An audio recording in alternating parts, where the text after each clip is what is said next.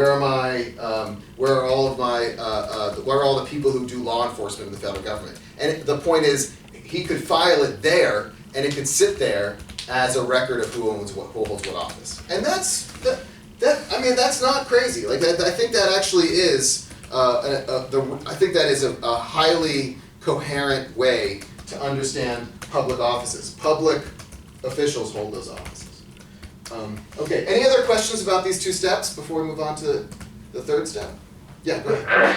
Just about really on the merits of the case, if you're going to end up saying that they don't stand in your court. Yeah. Sorry, what will say. That's okay. Do you find it like problematic that even if he doesn't issue or deny a writ based on the merits, that he still answers these two questions? Because basically you're saying, is it moot? If he answers these two questions, he could have just answered the whole case by saying, we don't have any jurisdiction. He could have just dismissed it. He couldn't, yes, he could dismiss it for lack of jurisdiction. So let me just explain procedurally. A court can say, just from the start, we're not going to look at any of the merits. This is a great, what's your name again? Elijah. Elijah, this is a great question. Shouldn't judges, if they know they don't have jurisdiction, why are they spending a dozen pages going through all of this if ultimately they say, well, we don't have jurisdiction to even hear this case? So the other point of view here is, Marshall actually, if you really wanted to just get to judicial review, say, I'm not going to address step 1 or step 2, because ultimately, if we don't have any jurisdiction, right, this is the, if we don't have jurisdiction,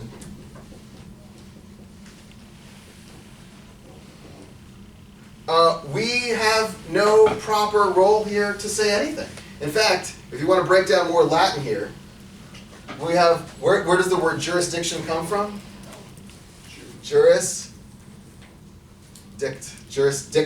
words, to speak, right?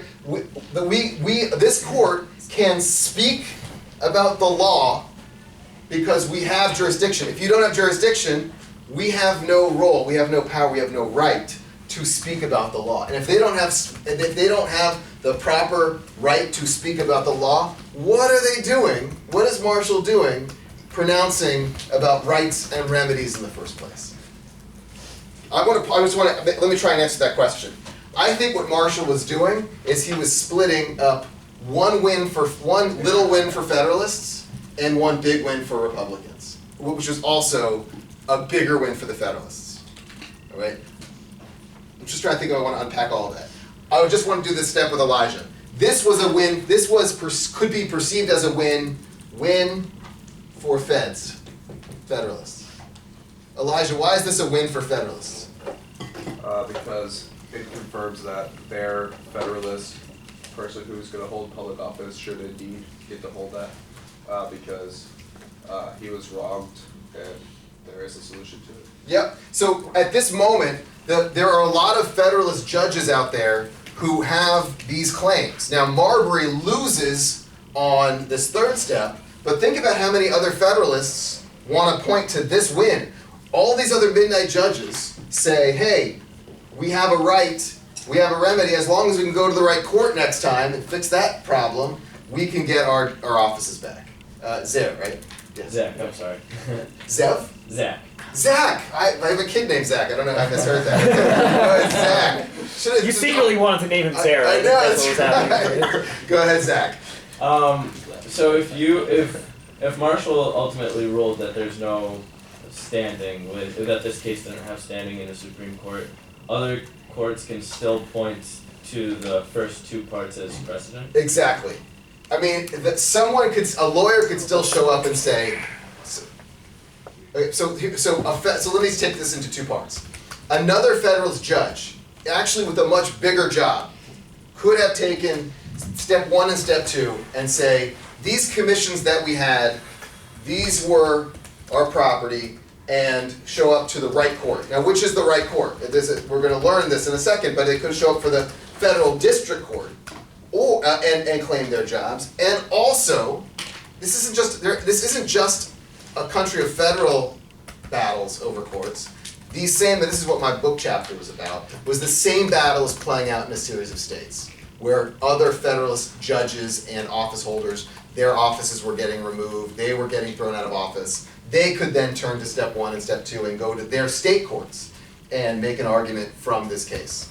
The other side, the Republicans, the Jeffersonians, could come back and say, because they didn't have jurisdiction at all, step 1 and step 2 are dicta. Have you heard that word before? There's when we read cases, lawyers pay attention to what the law of the case is. The law of the case is what was necessary for the result of the case. This decision about jurisdiction is a legal ruling, was the law. All of this was dicta. Now, when I said jurisdiction, it was the power for a court to rule, to talk about the law. When we say dicta, that means that's not law, those are just words. So Zach, the answer to your question is, they could cite this as the Supreme Court saying stuff about rights and remedies, but those were words as opposed to law. Nevertheless, it's better to have those words from the Supreme Court than not to have them at all. So it gets you a little bit of the way, but doesn't necessarily deliver law conclusions. But I want to make sure we have that as a win for the Federalists. And this is the lack of jurisdiction. When they say there's no jurisdiction here, this, I'm going to draw an arrow here, that's a win for the Jeffersonians. Okay, it limits jurisdiction of the Supreme Court, which is controlled entirely by 6 Federalist justices. Order of hands, the new people too. Let me see. Yeah, what's your name again? Colby. Colby, go ahead. So I get why picking that, like, the step 3, doing it as they did, is valuable. We went over in class how, that does establish the precedent for Supreme Court having judicial review. But what I still don't understand, and I might just be repeating what Elijah asked earlier, is if their end determination is that they don't have jurisdiction, then it doesn't seem like they should be making the ruling on the case where they don't have jurisdiction. And like if you were in the context of a modern court, I don't think it would ever be that they take a case and then the ruling on the case is that they don't have standing, so they shouldn't have taken the case and it's their fault. So great question, but let me distinguish between these two questions, right? Because this is, quote, dicta, steps 1 and steps 2, because ultimately the case was resolved over jurisdiction. But why? But this is the question, Colby. How does the Marshall Court decide that they don't have jurisdiction? What is the basis? Elijah, you mentioned earlier, there is an argument for why they have jurisdiction. Elijah, what gives them jurisdiction? What arguably gives the Supreme Court jurisdiction? What arguably gives them jurisdiction? Oh, like if you read the Judiciary Act. Yep, exactly. Okay, and that it's not constitutional. So, that it is constitutional. Exactly, but this is an answer to Colby's question. The question of whether the court has jurisdiction or not is the constitutional question, right? So they have to, because the 1789 Act gives them jurisdiction, they have to then make a ruling, and this is the big ruling.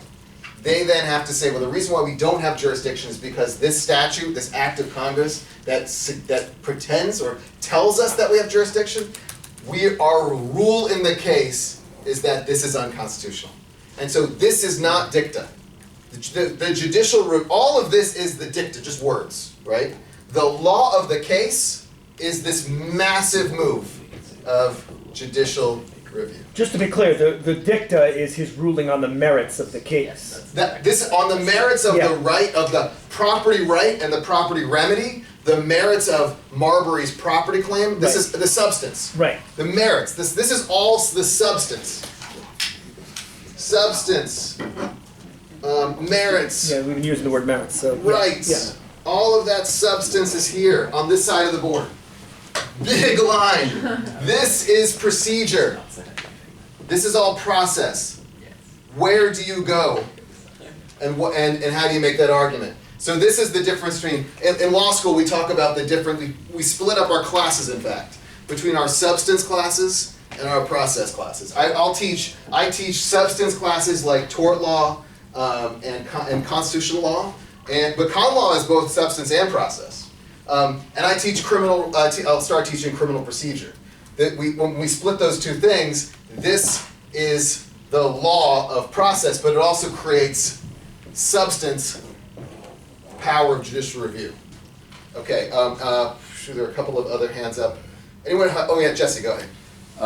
So, if the only way he could prove that he's not allowed to make a ruling is by making a ruling, I'm just noticing that there seems to be a bit of a contradiction. It is, but I want to come back to why it's how to resolve it, right? Okay, Back to Colby's question.